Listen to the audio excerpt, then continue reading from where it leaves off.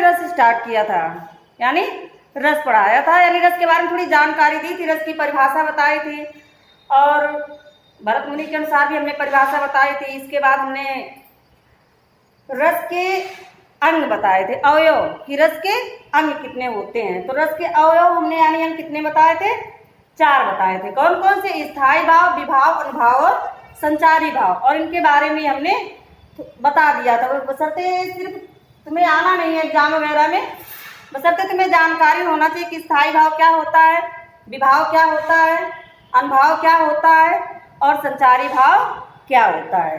ठीक है, तो आज हम बताएंगे, हमने बताया था कि जो स्थायी भाव है वो हमारे 9 होते हैं, लेकिन प्रेजेंट टाइम में इस समय तो 11 स्थायी भाव है।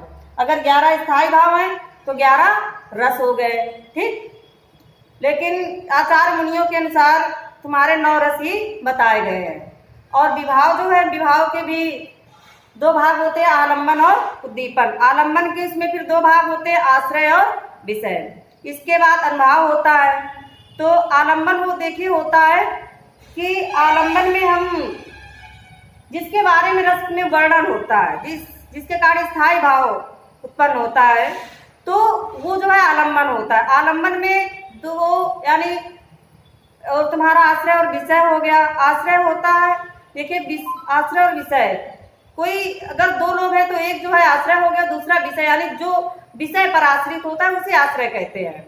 ठीक, और इसके बाद हमने अनुभाव बताया था। अनुभाव हमारी शारीरिक चेष्टाएं होती हैं, जिसके कारण हमारे मन के भाव जो हैं वो बाहर उद्दीप्त होते हैं। स्थायी भाव हमारा उद्दीप्त होता है इनके कारण।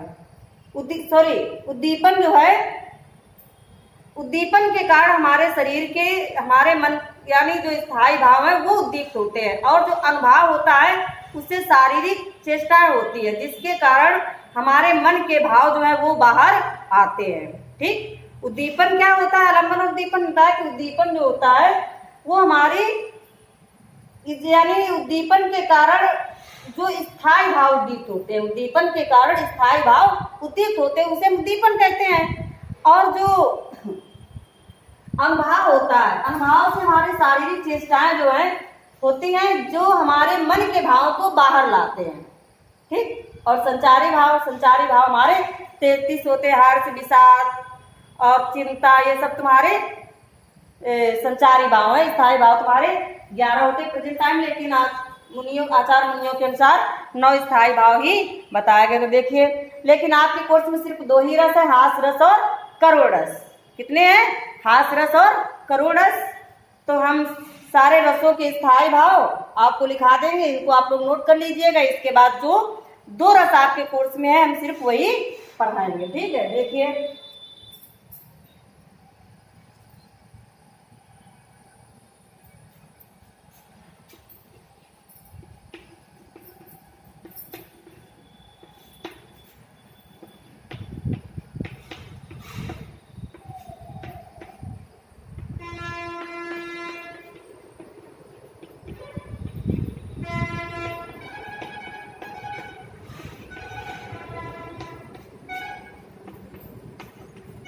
यानी आचार्यों ने 9 स्थायी भाव के कारण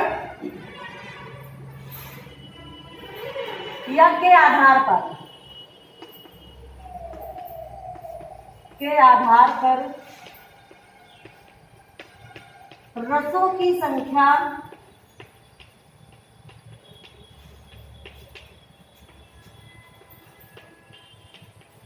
भी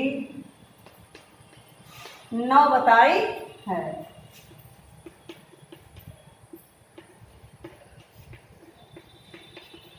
आचार्यों ने 9 स्थायी भाव के कारण, 9 स्थायी भाव ना करें, भाव कर दे, 9 स्थायी भाव के कारण के आधार पर रसों की संख्या भी 9 बताई है। ठीक, या निर्धारित की है, निर्धारित की है लिख सकते हैं हम।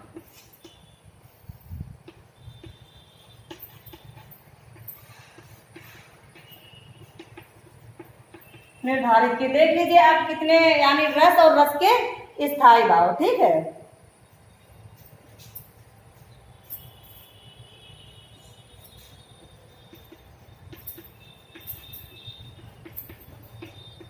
स्थायी भाव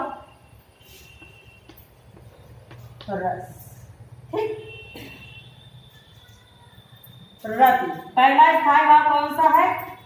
रति। ये रस कौन सा होगा? श्रृंगार। ठीक, दूसरा रस हमारा है करुण। इसका स्थायी भाव होता है स्वरूप, यानी करुण रस। तीसरा तुम्हारा है उत्साह। स्थायी भाव क्या होगा? उत्साह, यानी वीर रस। चौथा तुम्हारा हो जाएगा हास। स्थायी भाव रस होगा हास्य। ठीक है,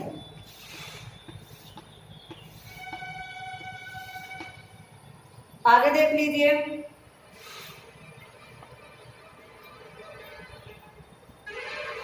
शांत, यानी निर्वेद। स्थायी भाव क्या होगा? निर्वेद। इसका रस जो है शांत होगा। आगे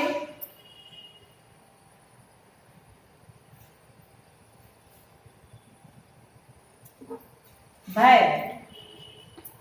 भय तुम्हारा स्थायी भाव है, रस तुम्हारा हो जाएगा भयानक। अगला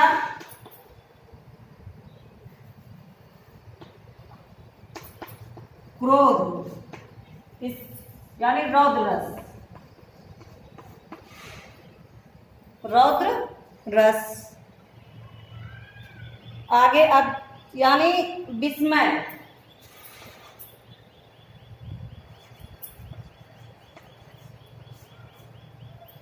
विस्मय यानी अद्भुत रस। कौन सा रस? अद्भुत रस। ठीक है, अगला हो जाएगा तुम्हारा जुगुप्सा या ग्लानि। स्थायी भाव जुगुप्सा या ग्लानि। ग्लानि मतलब घृणा। ठीक है, रस कौन सा होगा? बीभत्स। बीभत्स। तो ये तुम्हारे 9 स्थायी भाव और 9 रस, यानी 9 स्थायी भाव के कारण रसों की संख्या भी 9 ही निर्धारित की है आचार्य मुनियों ने। लेकिन इस समय प्रेजेंट टाइम में तुम्हारे 11 स्थायी भाव और 11 रस हैं। 2 रस और हैं। एक रस है तुम्हारा वत्सल रस, जिसका स्थायी भाव वात्सल्य होता है, और 11वां है भक्ति रस, जिसका स्थायी भाव भी भक्ति होता है। ठीक, तो ये 2 रस तुम्हारे बाद में आए हैं। इस प्रकार तुम्हारे 11 स्थायी भाव और 11 रस है।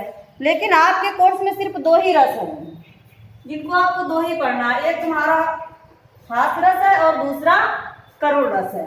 एक हास रस है और दूसरा करुण रस। तो हम सिर्फ 2 ही पढ़ाएंगे, और यही 2 आपके एग्जाम में भी 2 ही आएंगे। 2 में से एक को करना होगा आपको एग्जाम में। ठीक है, तो जितना कोर्स में हम सिर्फ उतना ही पढ़ेंगे। तो 2 रस है, इन्हीं 2 रसों को हम कल पढ़ाएंगे। आप लोग हेडिंग डाल लीजिए करुण रस पहले।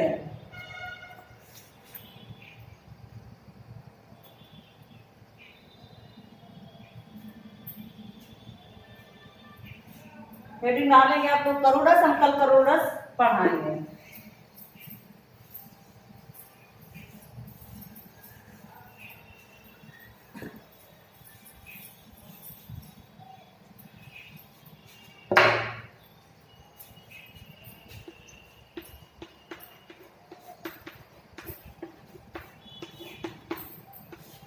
करुण रस बच्चों हम कल पढ़ाएंगे। तो आज के लिए इतना ही, कल फिर मिलते हैं। ठीक है बच्चों, तो नोट करते जाइएगा कॉपी में। जो चीज़ समझ में ना आए आप कमेंट बॉक्स में या व्हाट्सएप नंबर से पूछ सकते हो। ठीक है, तो ठीक है बच्चों, कल फिर मिलते हैं।